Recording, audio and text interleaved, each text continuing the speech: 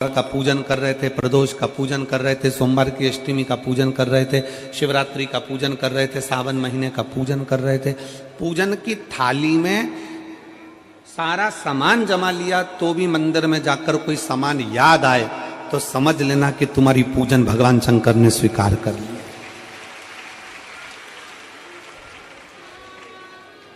और मुझे विश्वास है मेरी जीजियों पर, मुझे विश्वास है मेरी बेटियों पर, मुझे विश्वास है मेरे बेटाओं पर और मेरे जीजाओं पर।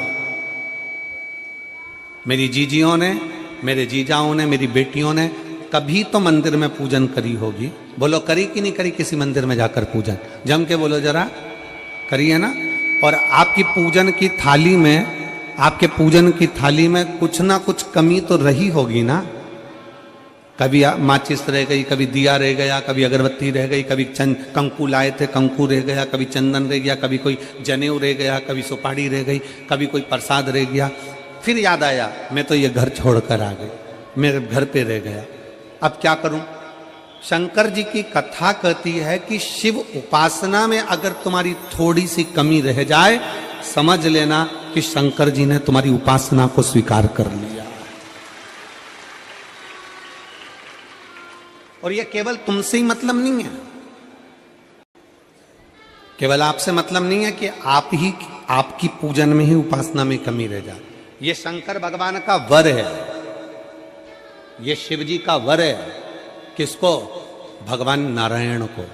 जिस समय पर नारायण ने संकल्प लिया था कि सावन के महीने में 108 कमल के पुष्प रोज समर्पित करूंगा। सुनिए कथा सबने। 108 कमल के पुष्प भगवान नारायण ने संकल्प लिया कि मैं भगवान को रोज दूंगा। रोज 108 कमल के पुष्प मंगवाते देते। सावन का आखिरी दिन था, सावन का आखिरी दिन। और सावन के आखिरी दिन भगवान नारायण 108 कमल के पुष्प लेकर भगवान को चढ़ाने के लिए जैसे ही बैठे, बैठते से ही जैसे ही चढ़ाने के लिए बैठे, वैसे ही एक कमल का पुष्प कम रह गया। लक्ष्मी जी से कहा जाओ जल्दी से कमल का पुष्प लाओ। लक्ष्मी जी कमल का पुष्प ढूंढती रही, नहीं मिला। सब दूर देखा, सारी जगत में देखा, पर कमल का पुष्प लक्ष्मी जी को नहीं मिला। लक्ष्मी जी को कमल का पुष्प नहीं मिला। आखिरी में पूजन की थाली में कमल का एक पुष्प कम रह गया। भगवान नारायण ने अपना आंख निकालकर भगवान शंकर को समर्पित कर दिया। क्या निकालकर समर्पित करी? अपनी एक आंख। और जब भगवान ने अपनी एक आंख निकालकर भगवान को समर्पित करी, उस दिन का नियम है आज तक अगर पूजन की थाली में कोई कमी रह जाती है, पूजन में कोई कमी रह जाती है, तो एक आंख, आंख मतलब आखा चावल। आखा चावल जानते हो आप लोग? जम के बोलो जरा। आखा मतलब पूरा। हम आंख तो भगवान को नहीं दे पा रहे इस संसार सागर में, कलिकाल में। एक आंख के बराबर आखा चावल, एक आखा चावल पूरी पूजन होने के बाद शंकर जी को समर्पित कर दो। शिव भगवान नारायण की आंख के बराबर उसको स्वीकार कर लो। एक आंख भगवान शंकर को दे दी। शंकर भगवान ने अपना सुदर्शन चक्र भगवान विष्णु को दे दिया। भगवान शंकर त्रिनेत्रधारी हो गए और भगवान नारायण सुदर्शन चक्रधारी हो गए। 108 कमल के पुष्प में से एक पुष्प अगर छुपाने वाला कोई था तो वो देवाधिदेव महादेव थे। शंकर भगवान ने कहा भगवान विष्णु से, हे नारायण, आपके कमल के पुष्प को, एक पुष्प को मैंने छुपाया था। आज मैं वर देता हूं, जो शिव की आराधना करेगा, जो शंकर की आराधना में बैठेगा, उसकी पूजा की थाली में जान करके नहीं तो तुम घर पे कोई सामान जान करके छोड़ जाओ, जान करके नहीं, लेकर सब जाना है।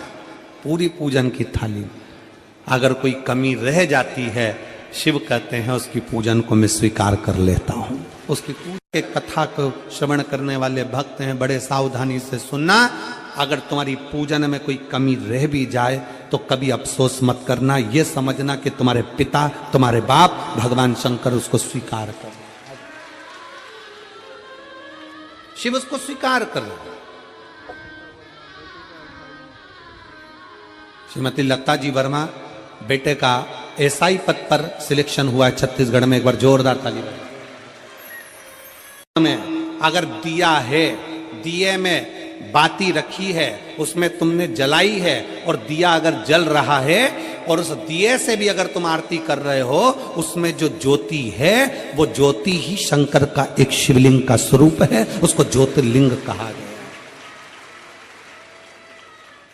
अगर नवरात्रे में देवी जी की ज्योत जला रहे हो, नवरात्रे में देवी जी की अखंड ज्योत जला रहे हो, नवरात्रे में तुम देवी जी की आरती कर रहे हो, नवरात्रे में तुम देवी जी का पाठ कर रहे हो, नवरात्रे में तुम देवी जी की आराधना कर रहे हो, और दिया अगर तुमने जलाया है, उस दिए में जो ज्योति है, उस दिए में जो ज्योति उत्पन्न है वही ज्योतिर्लिंग का स्वरूप है। यह ना सोचें कि हम शंकर की आराधना नहीं कर रहे। शिव और शक्ति ये दोनों एक है। देवी की आराधना कर रहे हो मतलब शंकर की आराधना कर रहे हो, शक्ति की आराधना कर रहे हो मतलब शिव की आराधना कर रहे हो, शिव की आराधना कर रहे हो मतलब शक्ति की आराधना कर रहे हो। दोनों का प्रतिबिंब स्वरूप एक है। और मैंने तेरे ही भर, जब एक व्यक्ति का विश्वास जागृत होता है तब शिव उसके करीब में होता है, शिव नजदीक में हो। एक बार माता पार्वती जी भगवान शंकर के साथ में भ्रमण करती करती काशी प्रदेश पहुंची। काशी की पवित्र भूमि पर मां विराजमान हुई। गंगा की धार को देखा, भगवान शंकर ओगरदानी भी काशी के उस गंगा मैया के घाट पर विराजमान हो। थोड़ी देर होने के बाद में माता पार्वती जी जब देखती हैं कि काशी के इस पवित्र घाट पर कितने कितने जीव, छोटे से छोटा जलचर, थलचर, वायुचर, एक छोटी सी इल्ली भी माता पार्वती जी देखती हैं कि पानी में एक छोटा सा जीव भी अगर बहकर जा रहा है तो कुछ देर में वो जीव देवलोक को चले जाता है। कुंडल पहनता, सुंदर स्वरूप धारण करता, सुंदर आभूषण धारण करता, सुंदर वस्त्र धारण करता और अपने धाम को जा रहा है।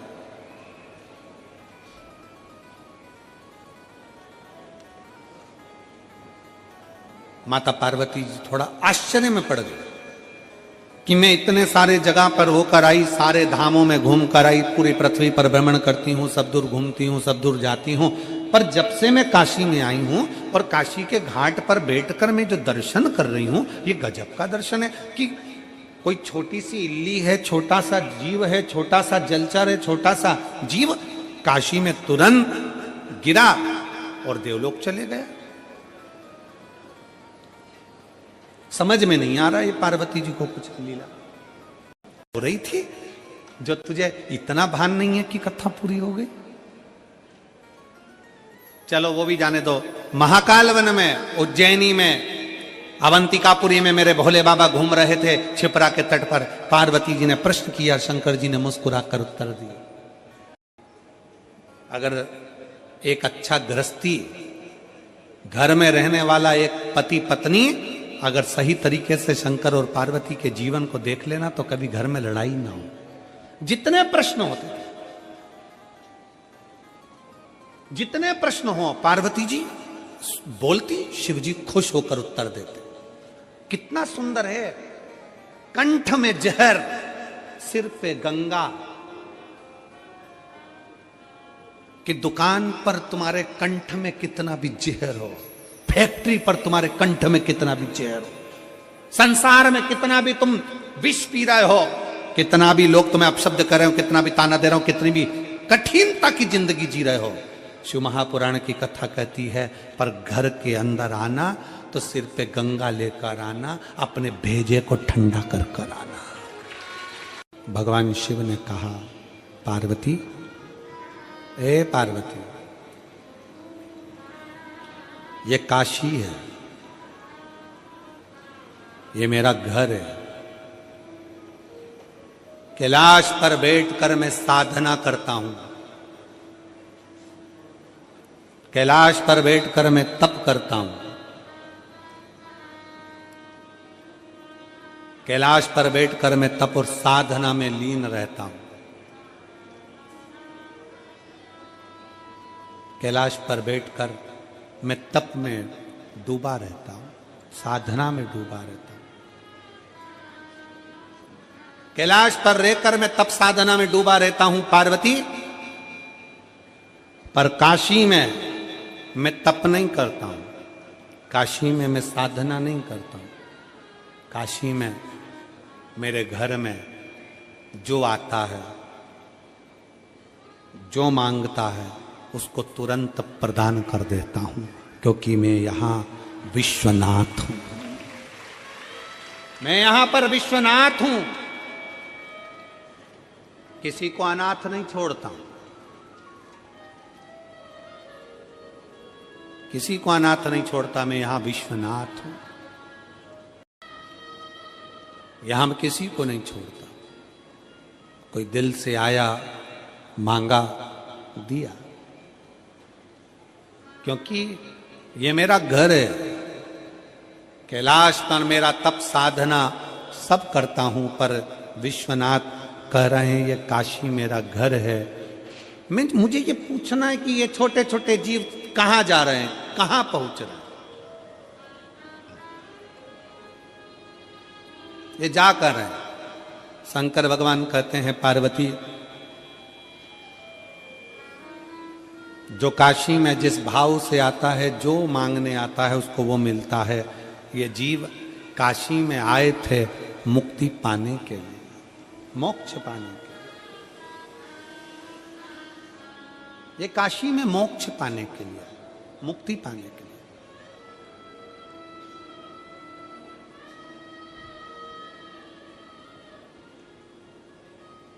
काशी में जब कथा हुई, उत्तर प्रदेश शासन जीव परमात्मा की शरणागति में चले जाते हैं। दुनिया में शायद कोई ऐसा घर होगा,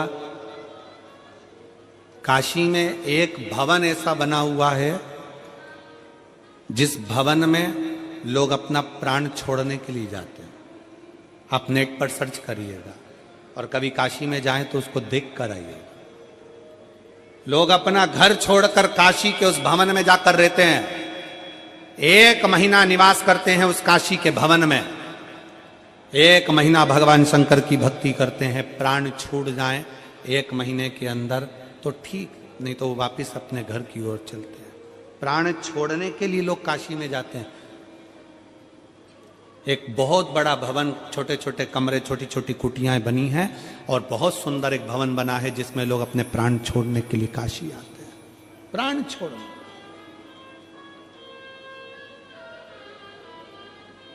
फिर पार्वती जी ने प्रश्न किया, मान लो कोई जीव काशी नहीं पहुंच पाता, काशी में नहीं गया, तो वो जीव काशी शरीर नहीं बन पाया, कोई योग नहीं बन पाया, कोई वैभव नहीं बन पाया, कोई धन नहीं है, नहीं गया, क्या करे?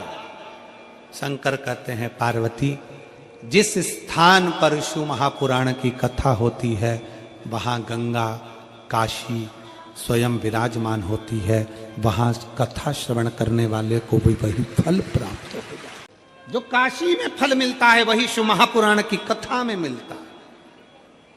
श्री शिवाय नमस्तुभ्यं। हर महादेव। पूज्य गुरु जी पंडित प्रदीप मिश्रा जी की कथा 7वां दिन का यह कथा है।